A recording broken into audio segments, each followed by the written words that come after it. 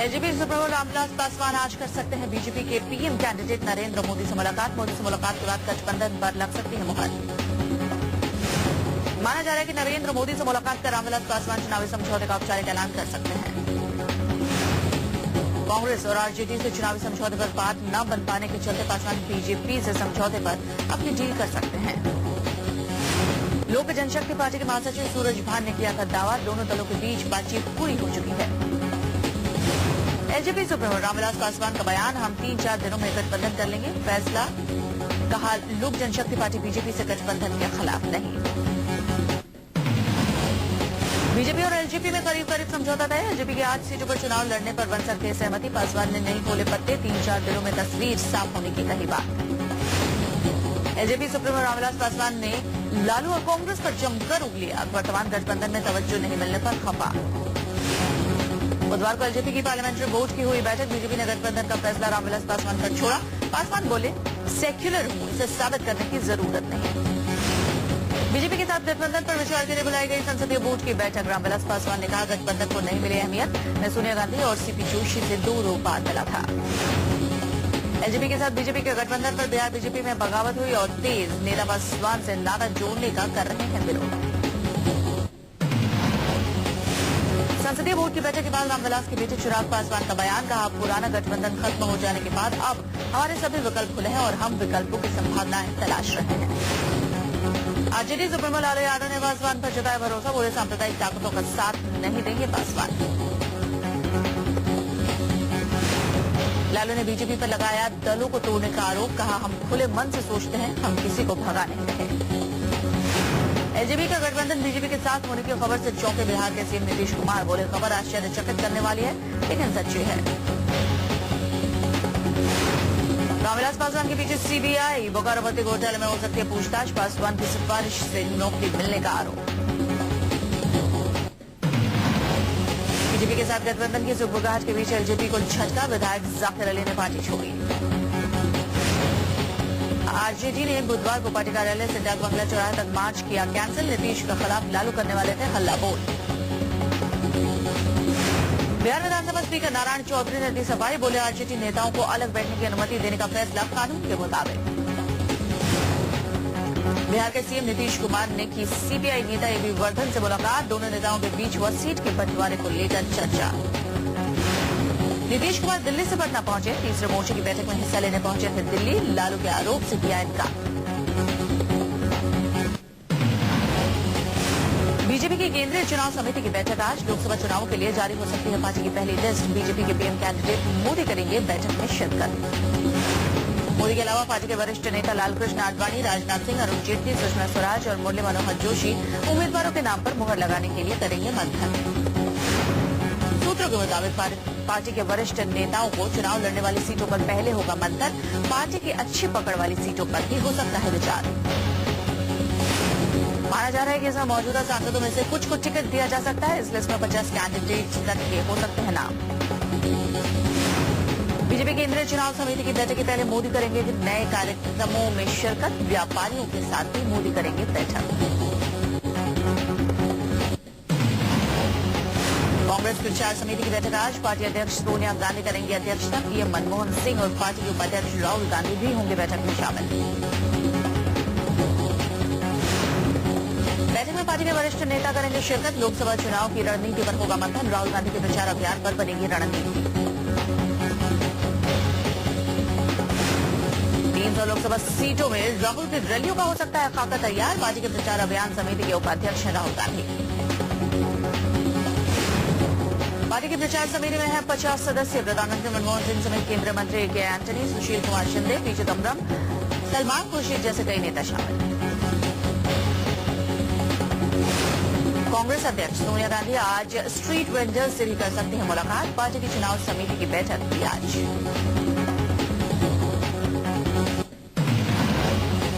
कांग्रेस उपाध्यक्ष राहुल गांधी ने असम दौरे के आखिरी दिन कामाख्या देवी मंदिर में की पूजा अर्चना। समर्थकों के साथ राहुल पहुंचे मंदिर। राहुल कड़ी सुरक्षा व्यवस्था के बीच सफेद कुर्ते में पूजा के लिए पहुंचे कामाख्या मंदिर। राहुल ने सिर पर पारंपरिक लाल चुनरी बांधकर किया देवी के दर्शन। राहुल ने अलग अलग संस्थानों से आए छात्रों से की मुलाकात। उत्तर पूर्व के चुने हुए संस्थानों के छात्रों के साथ वीडियो कॉन्फ्रेंसिंग के जरिए की बात। मिशन पूर्वोत्तर पर गए राहुल ने नाकामियों से सबक लेने की कही बात। मोदी पर इशारों में किया हमला, कहा एक हाथ में सत्ता चाहता है विपक्ष। राहुल ने मणिपुर और असम की समस्याओं का समाधान होने पर जताया भरोसा, बोले बातचीत के जरिए सब कुछ संभव।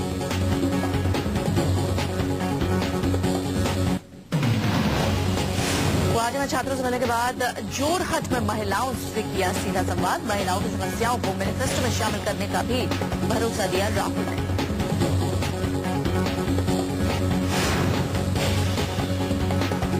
मिशन पूर्वोत्तर में राहुल का रोड शो। नौगांव से तेजपुर तक चला कांग्रेस का जनसंपर्क अभियान। नॉर्थ ईस्ट मिशन पर राहुल को मिला महिलाओं का भूतपूर्व प्यार। किसी ने दुलारा तो किसी ने पुचकारा, मुस्कुराते रहे कांग्रेस उपाध्यक्ष। मोदी पर दिए बयान पर अड़े सलमान खुर्शीद, कहा नपुंसक नहीं बोलूं तो क्या बोलूं, माफी मांगने से किया इनकार।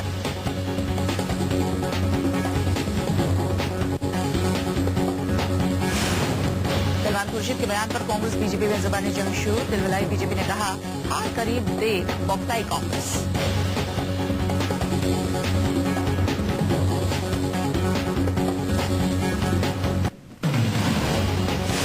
दिल्ली में बुधवार को रोहिणी के आप विधायक को इलाके के लोगों ने जबरन धरने पर बिठाया। विधायक राजेश गर्ग पर अपना वायदा पूरा नहीं करने का आरोप।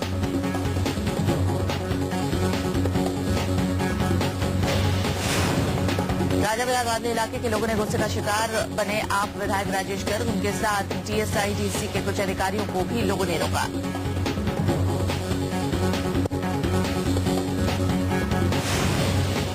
लोग अपने इलाके में अहम रास्ते के बीच में दीवार बनने से परेशान। लोगों का आरोप विधायक राजेश गर्ग और अरविंद केजरीवाल ने चुनाव से पहले रास्ता खुलवाने का किया था वादा।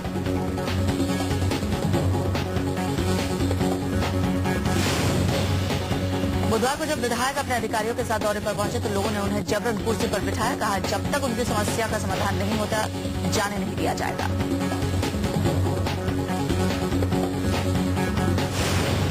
हजारों की तादाद में लोगों की भीड़ हुई जमा। मामला पुलिस तक पहुंचने के बाद टीएसआईडीसी के अधिकारियों को छुड़ाया गया, लेकिन लोगों ने आप विधायक को नहीं छोड़ा।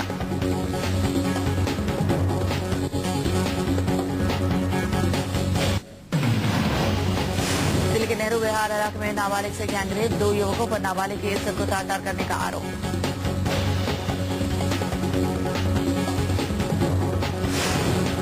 नेहरू विहार इलाके में झाड़ियों में वैश्यों ने दिया जिन्होंने वारदात को अंजाम। दोनों आरोपियों की उम्र 21 और 22 साल।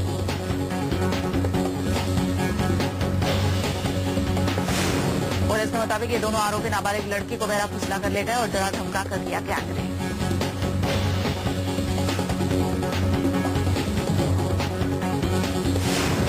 इलाके के कांस्टेबल से पीड़ित लड़की ने किया अपना दर्द बयां। पुलिस ने करवाया लड़की का मेडिकल टेस्ट।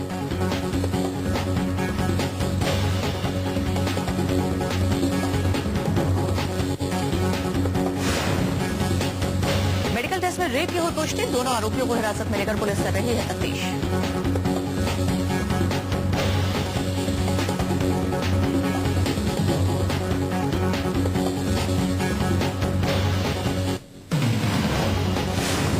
मध्य प्रदेश के नीमच में मुख्यमंत्री शिवराज की जुबान हुई बेलगाम। राहुल के मोदी से तुलना करते करते बहके शिवराज।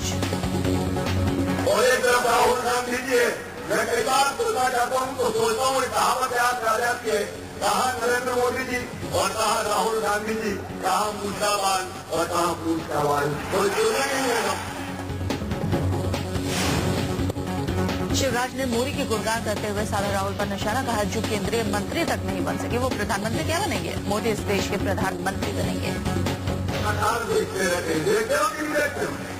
विज्ञापन आ रहे, विज्ञापन लगातार देखते रहे, लेकिन मैं कहता हूँ जिसमें मंत्री बनने का साहस नहीं था केंद्र सरकार में, वो प्रधानमंत्री क्या बनेगा बहनों और भाई। मध्य प्रदेश के नीमच में सौर ऊर्जा परियोजना का उद्घाटन करने पहुंचे थे मोदी। मोदी की मौजूदगी में शिवराज ने किए केंद्र सरकार पर हमले।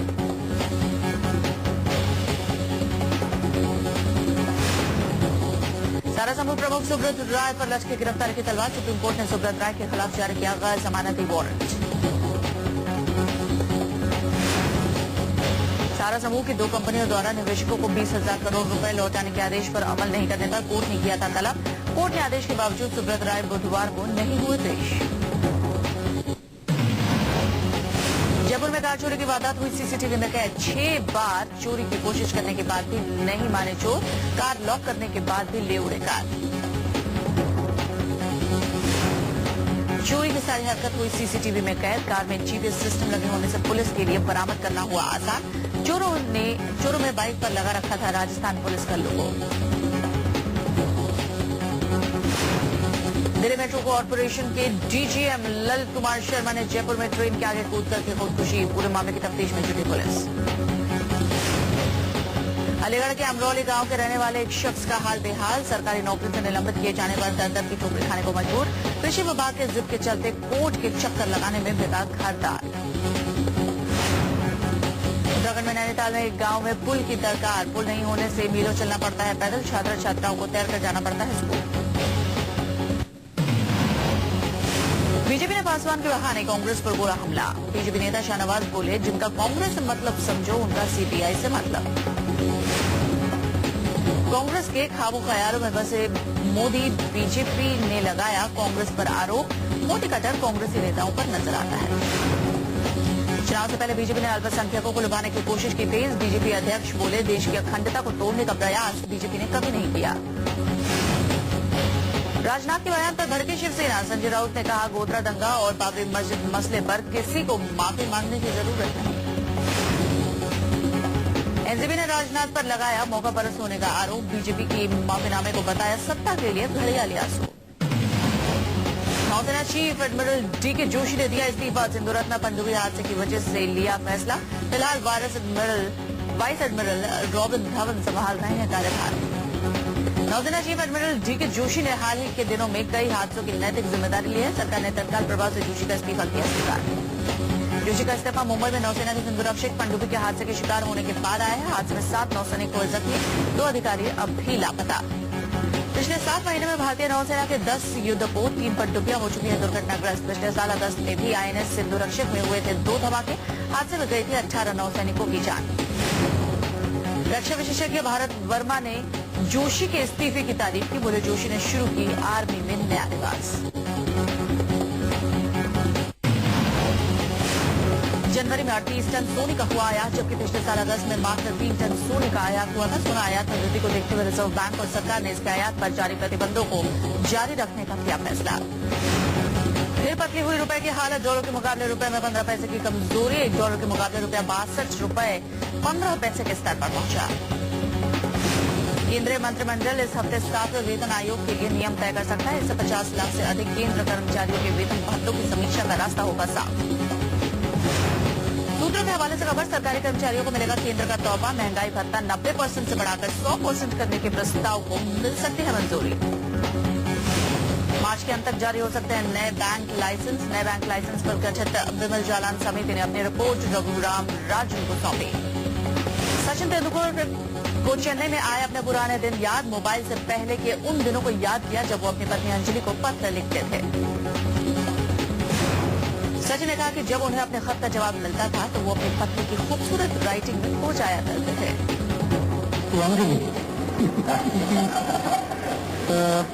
Yeah, those were the days. I mean, I remember writing letters to her and then planning exactly when the letter is going to reach me. She would be writing. Tendulkar को अपनी पत्नी के लिए पत्र लिखने से पहले करनी पड़ी काफी मेहनत। सचिन ने कहा, क्रिकेट में गेंद को हिट करना मेरे लिए आसान, लेकिन अंजलि को पत्र लिखते समय काफी सोचता था। सचिन ने चेन्नई में हैंड राइटिंग को बढ़ावा देने के कार्यक्रम में बताई की बात। कहा, उन दिनों मोबाइल नहीं हुआ करते थे और संचार का एकमात्र साधन लैंडलाइन फोन या पत्र हुआ करता था। सचिन ने कहा कि मैंने पत्र लिखना शुरू किया और मैंने अपने माता पिता को पत्र लिखने से शुरुआत की और बाद में कुछ पत्र अंजलि के लिए भी।